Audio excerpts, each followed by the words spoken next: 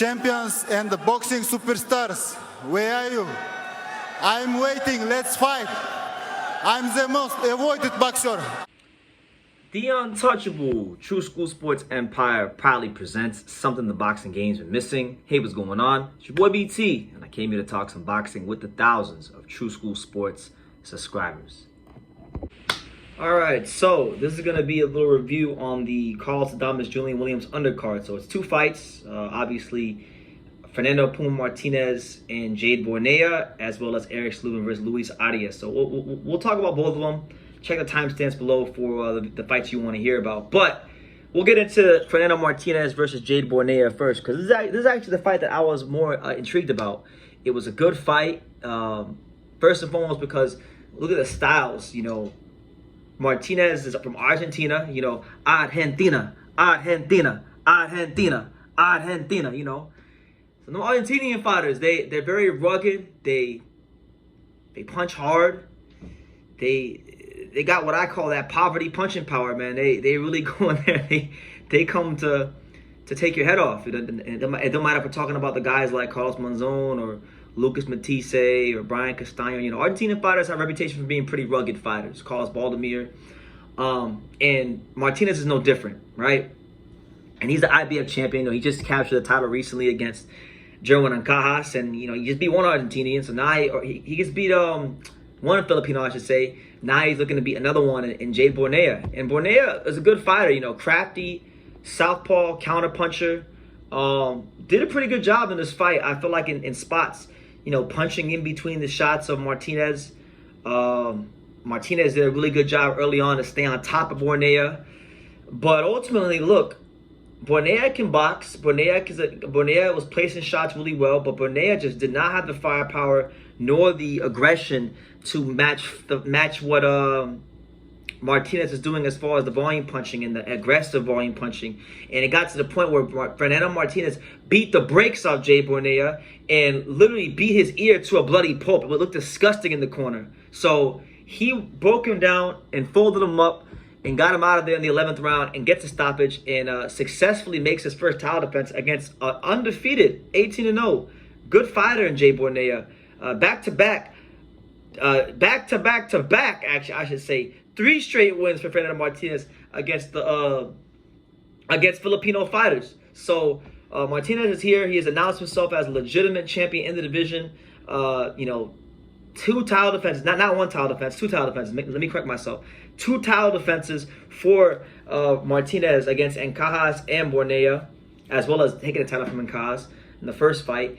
And he is now, you got to look at him as a legitimate champion because he's got a title defense. And funny enough, right, when I was in Japan, I had the opportunity and the privilege to speak to one of the best pound-for-pound fighters coming out of Japan. A guy that I feel, if he puts it all together, has a chance to become one of the all-time greats of Japanese boxing. And that's none other than Kosei Tanaka. And Kosei Tanaka made it very clear to me when I talked to him that he wanted the Fernando Martinez fight. He also wants to fulfill one of his dreams of fighting in the USA.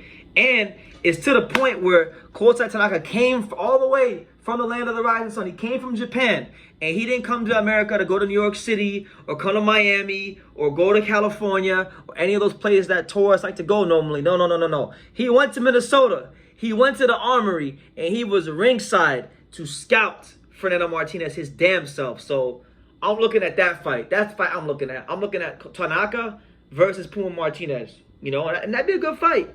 Martinez is a very, very, very dangerous fighter. He's nothing to be played around with. And we know Kosei Tanaka is as fast as they come. He's got a piston-like jab, can punch. Defensively, he's cleaned some things up. He's a damn good fighter. You know, and I stand by it. You know, I've seen a lot of these fighters some of the best fighters in the world. I've seen them either fight or spar or train in person. And I stand by my statement. Kosei Tanaka is one of the best fighters I've ever seen in the gym anywhere in the world. And I hope he gets the chance to fight here in America against Puma Martinez because I feel like that would be a great introduction to a lot of fans on just who Kosei Tanaka is. And it would allow Martinez to be able to show his greatness to the world by putting an even better fighter in front of him. Because let's be real, in Cajas, we always knew that he was a good fighter, he could punch, but we knew that he was a bit limited, and we knew that he was the weakest of the bunch of the champions. But a good fighter still, so we give him credit for Martinez taking the title and then beating him in a rematch against Cajas. Bornea, good little fighter, but nothing, like a Tanaka, So I hope that fight can get made for the sake of the super flyweight division. You know what I'm saying? Because we need to find out who's who, because we got Junto Nakatani in this weight class. Everyone's yapping about Junto this, Junto that. I think Tanaka needs to get more attention paid to him. But what do I know about boxing? I'm just a kid from Daniel with a flamingo painting on his wall. I don't know shit. So yeah, good fight. Good, nonetheless, good win for Martinez. Hopefully we get Tanaka versus Martinez next for the IBF title. That'd be a great fight for the division. Now, switching gears, we had a grudge match on this card, and this is a fight that I was intrigued by. Erickson Lubin versus Luis Arias. Both fighters that I've interviewed in the past. Both fighters that either train currently or have trained in South Florida. Erickson Lubin right now trains at Stacey McKinley's gym in Pompano with Kevin Cunningham and Adrian Broner and all them guys. Probably one of the gyms I've been to the most. I haven't been there in a while, but I know about that gym. I've spent a lot of time there. Luis Arias doesn't train in South Florida anymore. He used to train at Boca Pau back in the day, like 4 years ago. So he's got South Florida roots. So I'm very familiar with these guys. I've interviewed them both. They both have history from, when they are both in South Florida, from sparring at Kevin Cunningham's gym. And Luis Arias made it very clear in the build-up to this fight that, he knows how they train. He's going to be able to exploit anything they bring to the table. Now, what I will say is this. This fight was one-sided. It was domination. It was an ass-whooping of epic proportions. Luis Arias was outclassed by Erickson Lubin in about every department. And it pains me to say that because I like Luis Arias a lot. But I think he just had a horrible game plan. Horrible game plan against Lubin. He's not a big power puncher, right? Luis Arias is not a big power puncher, but he continued to look for this overhand right, and he wasn't even doing what he needed to do to get in position to throw that punch. And I saw Arias consistently reaching, trying to throw that right hand from too far. And when you got a guy like Lubin, who, let's not get it twisted, Lubin has a great blend of speed and power. He is a quintessential boxer puncher. You can't make those kind of mistakes, and he made those mistakes routinely. And Lubin had a 3-inch reach advantage, and he fought like it. He was landing jabs at will. He showed a clear hand speed advantage over Luis Arias. And on top of that, to make matters worse, Luis Arias didn't even have the luxury of having Ismael Salas in his corner, because Salas was training Ioka for the Franco fight, so he was in Japan. Felt like if Salas was in the corner, Arias probably would have had a better performance, because Arias has shown in the past that he not only performs better when Salas is in the corner, but that didn't happen, and you saw what happened. By the 5th round, Arias is holding, and he just had the body language of a defeated fighter. And he got dropped in round 5 by a right hook. He set up behind the head. I thought I caught him right on the E on the temple. As the referee was counting to 10, he got up at 9. And the ref waved it off. I thought personally he beat the count. So I do think it was a questionable stoppage. But nonetheless, Luis Arias fought a very bad game plan, and he made Erickson Lubin look like $1 million. That's just what it is. So Lubin's done it again. Lubin continues to show that when he's not fighting the top, 3 to 5 guys in the division like your Charlos and your Fenduras, he consistently shows that if you're not at that level, you can't beat him.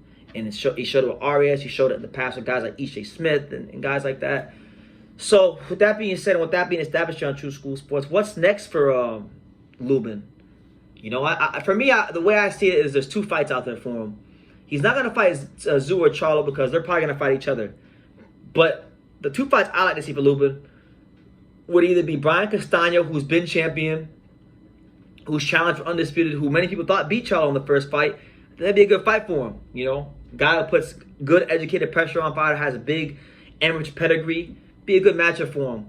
And the one that makes the most sense would be Brian Mendoza. Brian Mendoza's coming riding high off that Sebastian Maduro win. We knew Maduro beat Lubin into a bloody pulp and made his face look like a jack-o'-lantern.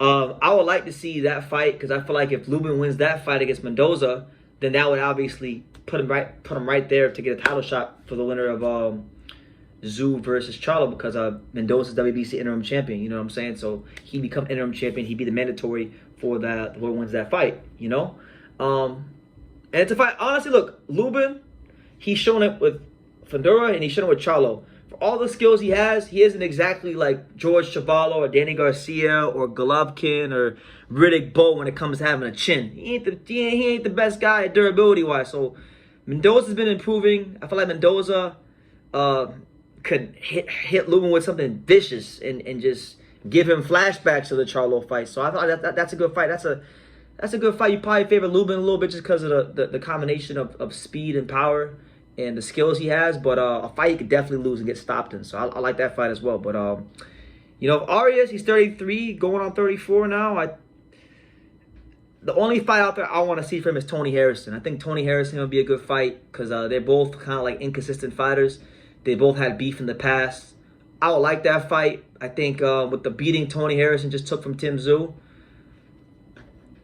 you know, he should beat Arias, but I don't know. If Arias is, and you don't know what you're getting with Luis Arias fight to fight. 1 minute he looks like a more polished fighter. The next minute he comes out here and he's just looking for this big clubbing right hand, overhand right, when he's not even a power punch like that. So I think he's a better fighter than he showed against Lubin, but he's been the fighter he's been most of his career, inconsistent fighter. So that's my take on the undercard. Let me know what you guys think in the comments down below. What did you make of Martinez versus Bornea?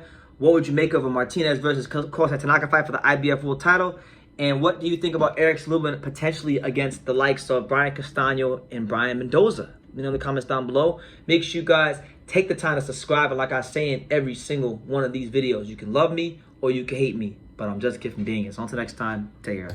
Thank you for watching another video on the untouchable True School Sports Empire. We're here at the Tanaka Boxing Gym in Nagoya, Japan. And for more great videos just like this one, make sure you guys click right here.